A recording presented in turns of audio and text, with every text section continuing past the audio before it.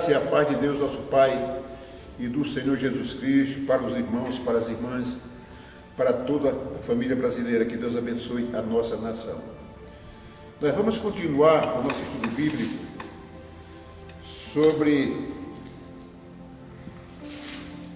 instruções acerca do casamento cristão, que está em 1 Coríntios, capítulo 7, a partir do versículo de número 1. No estudo passado, nós encerramos em 1 Coríntios, capítulo 7, versículo de número 10. Vamos retomar o versículo de número 10 para darmos início ao nosso estudo. É um assunto polêmico, mas nós precisamos ter paciência para entender. Se porventura você não concordar comigo, você me perdoe, mas vou me esforçar para trazer da melhor maneira possível, biblicamente, para que não haja confronto nem conflito de entendimento. E assim está escrito no versículo de número 10. Todavia, aos casados mando, não eu, isso foi o apóstolo Paulo falando, mando não eu, mas o Senhor, que a mulher se não aparte do marido, se não aparte do marido, ou seja, não separe dele.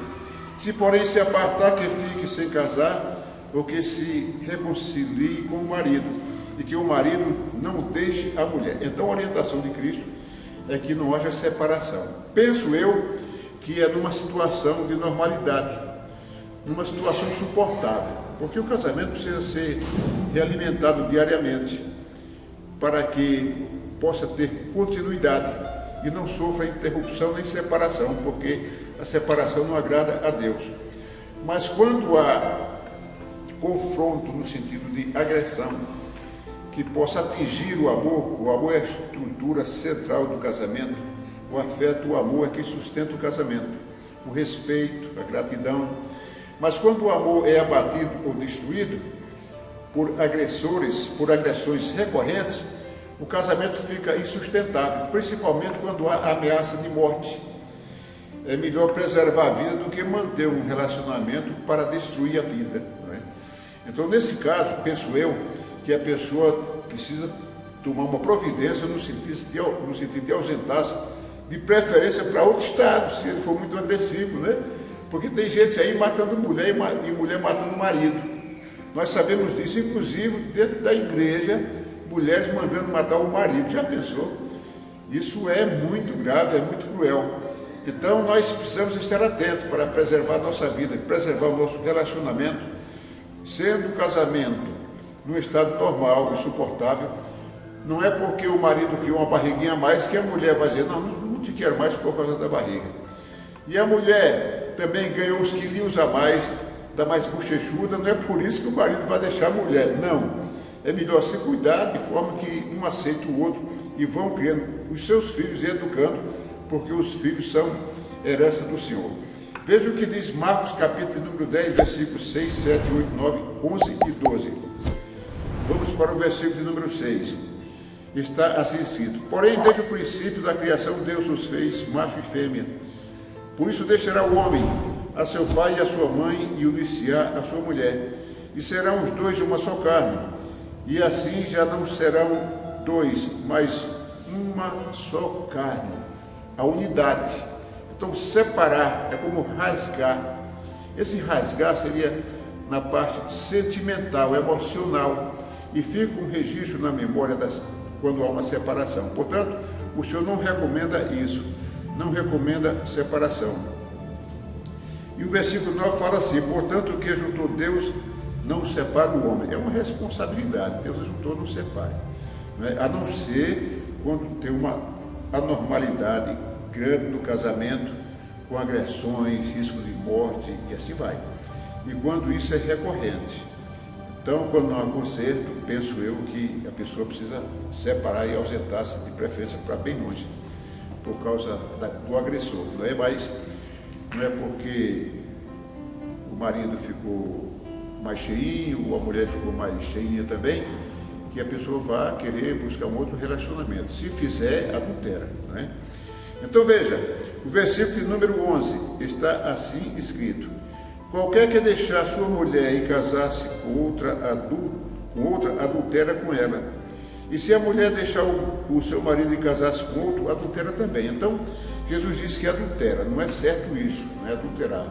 Está casado, não, vou separar, não deu certo e tal. Por que não deu certo? Não, porque ela tem um temperamento muito forte, ele também é muito calado e tal. Nós dois não demos certo. Olha, não dá para levar assim. É preciso que um passe a estudar o comportamento do outro para poder ter aceitação. E ali eles vão prosperando, vão melhorando no relacionamento. Quando a separação é assim, eu penso que desagrada muito a Deus, porque o homem simplesmente, ou a mulher, arrumou uma desculpa para se separar, para ter outra experiência com outra pessoa, o que também certamente não vai dar muito certo, né? Então, veja o que diz o Senhor em Mateus 5,32.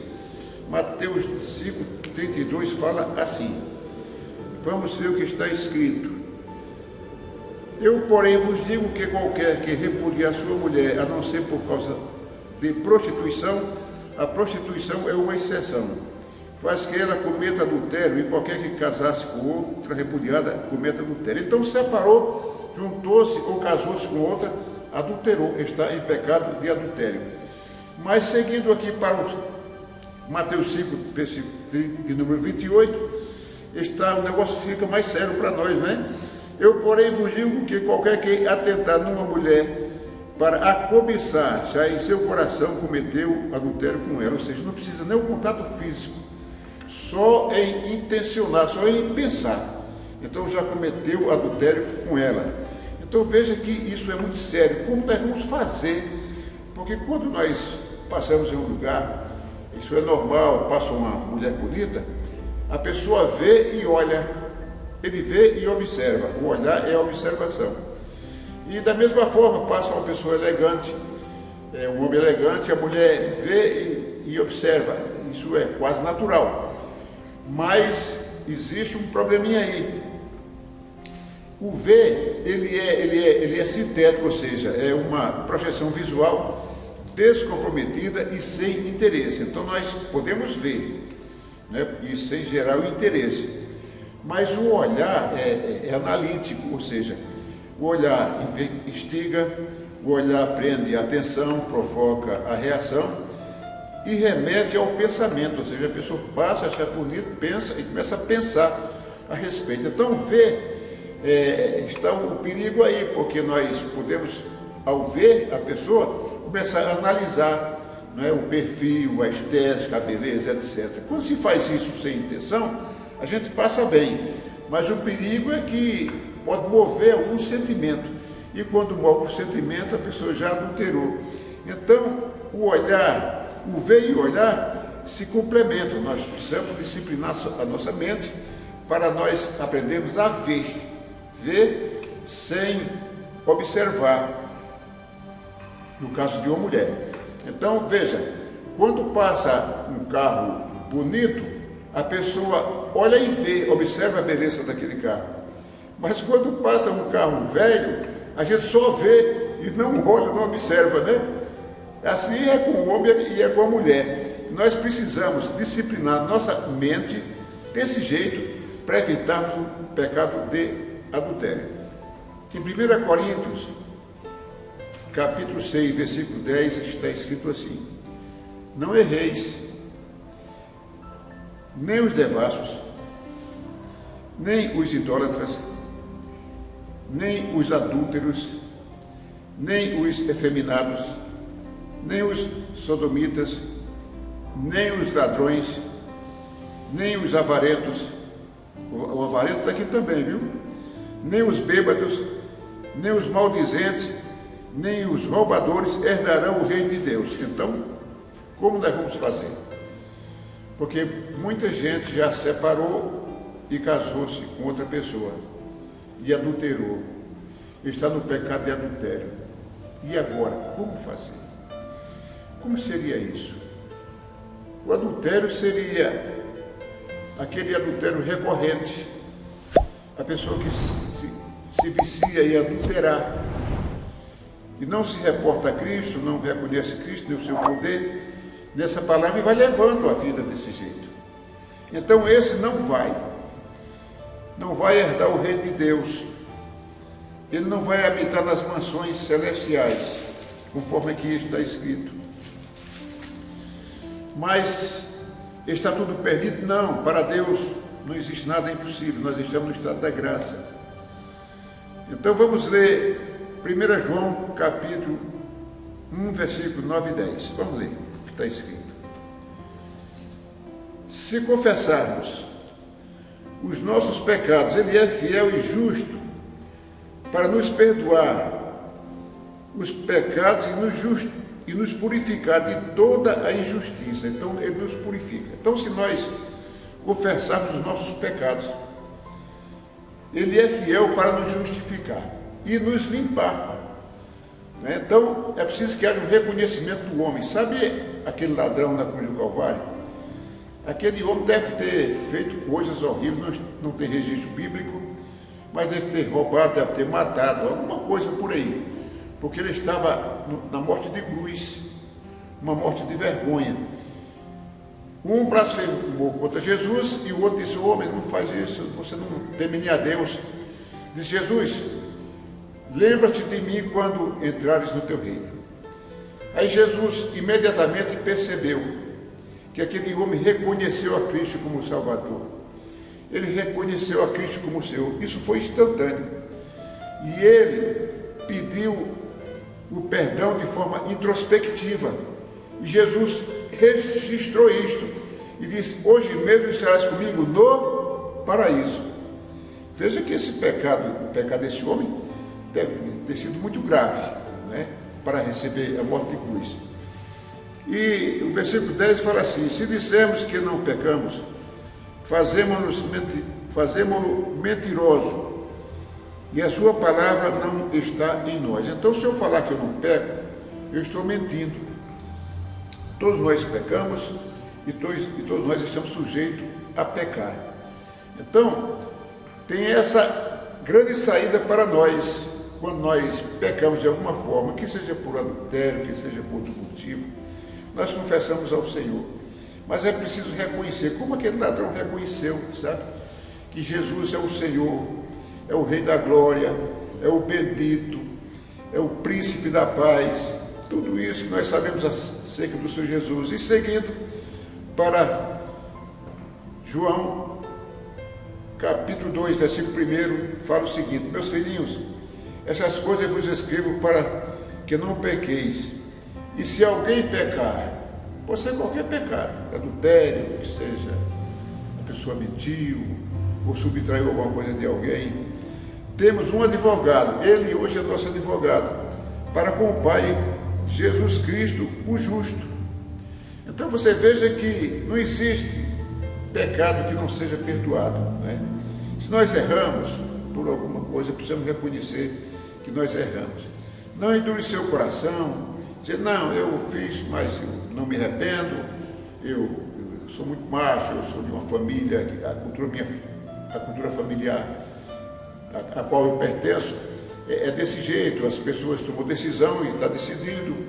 Então, é bom ser sensível ao Espírito de Deus e saber que quando pecar, nós devemos confessar os nossos pecados ao Senhor e reconhecer que Ele é o nosso Salvador. O sacrifício na cruz do Calvário, ali quando Cristo foi moído, e as pisaduras que Ele sofreu por causa de mim e por causa de você, e quando Ele morreu na cruz do Calvário, nós morremos com Ele também, conforme eu tenho falado já várias vezes. Nós morremos para o pecado e nascemos para Deus. É exatamente nesse momento, quando nós pecamos, nós reconhecemos a Cristo como o Senhor, como a luz do mundo. E Ele nos fez também luz do mundo e sal da terra. Então, é muito importante reconhecermos Cristo como nosso Salvador. Agora, se o homem adultera e segue em adultério, e não reconhece o adultério, acha que isso é normal, e relativiza isso como uma normalidade, este homem corre um risco muito grande. Eu não garanto aqui pela palavra que ele herdará o reino de Deus, porque ele seguiu sem confessar a Cristo, sem um arrependimento, sem um sentimento, sabendo que prejudicou o relacionamento, separou-os, contrariando os princípios de Deus. e ele não se arrependeu disto, nem também pediu perdão e seguiu na sua jornada por aí. Então, este aí corre o risco de não herdar o reino de Deus. Mas se no final, como aquele ladrão, ele reconhecer o seu pecado, aí, biblicamente, ele pode herdar o reino de Deus.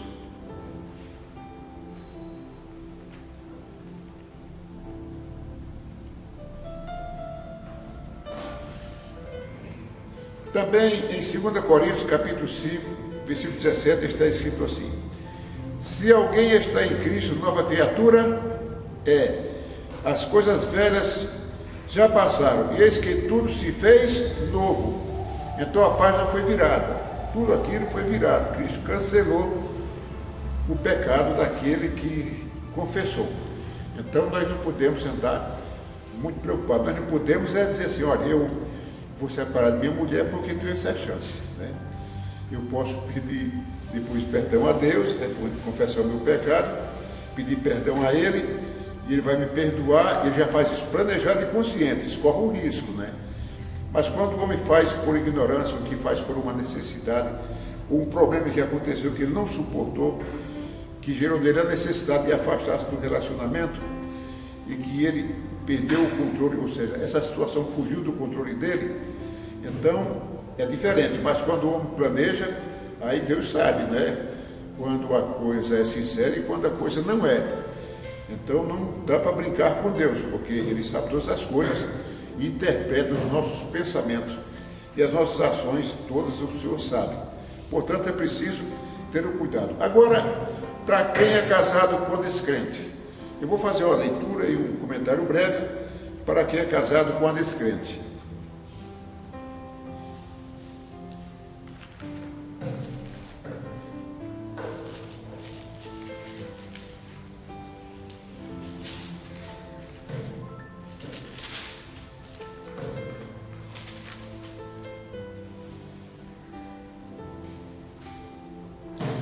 Está escrito assim, no versículo de número 12: mas aos outros digo eu, não o Senhor. Isso aqui é o conselho do apóstolo Paulo.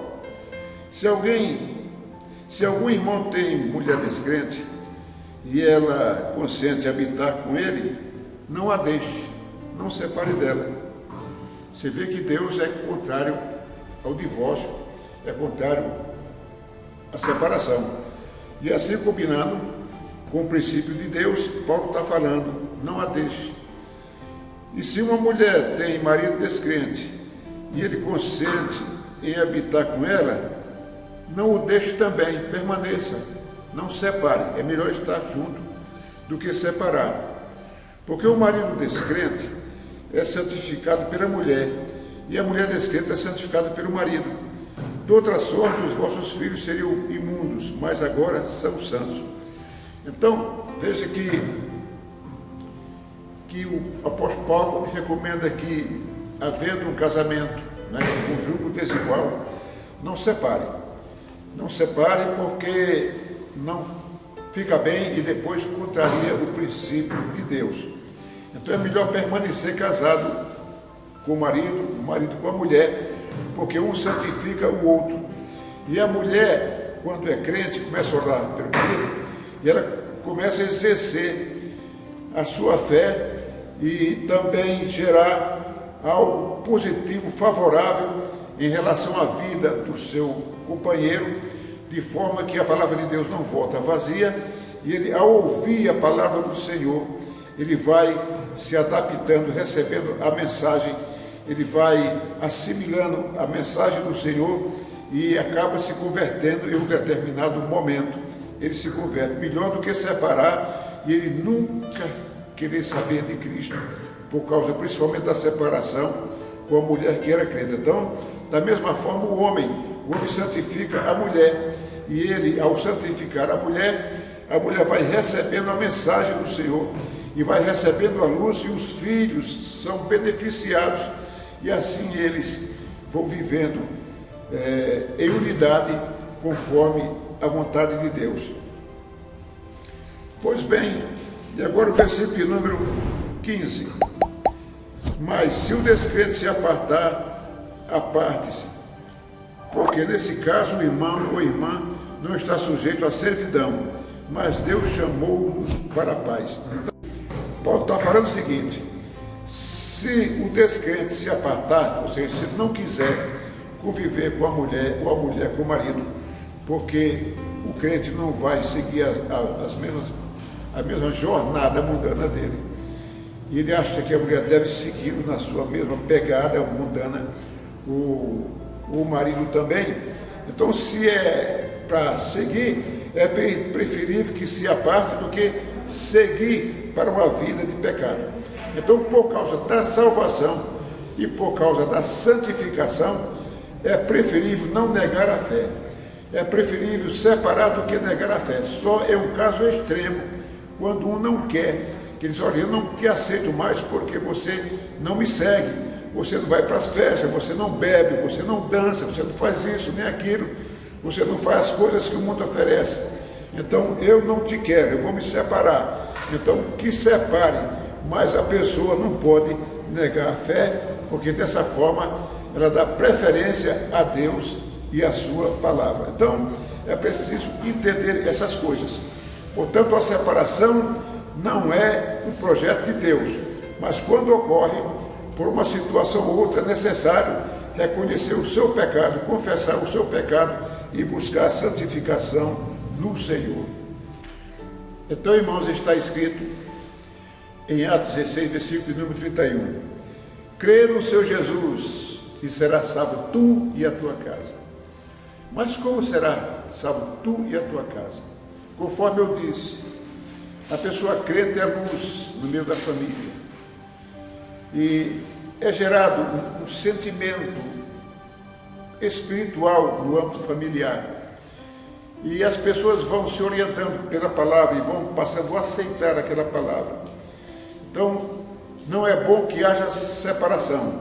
É bom que creia no Senhor Jesus, porque o Senhor Jesus, estando presente numa casa, através de uma pessoa, a luz está ali naquele ambiente familiar e toda a família será beneficiada. Portanto, vamos crer no Senhor sempre e evitar a separação. Somente em caso extremo, conforme eu falei, no caso de agressão recorrente, risco de morte, essas coisas, é diferente, uma casa à parte. Mas, sendo o casamento dentro de uma normalidade sustentável, melhor é alimentar o amor e fiquem com Deus.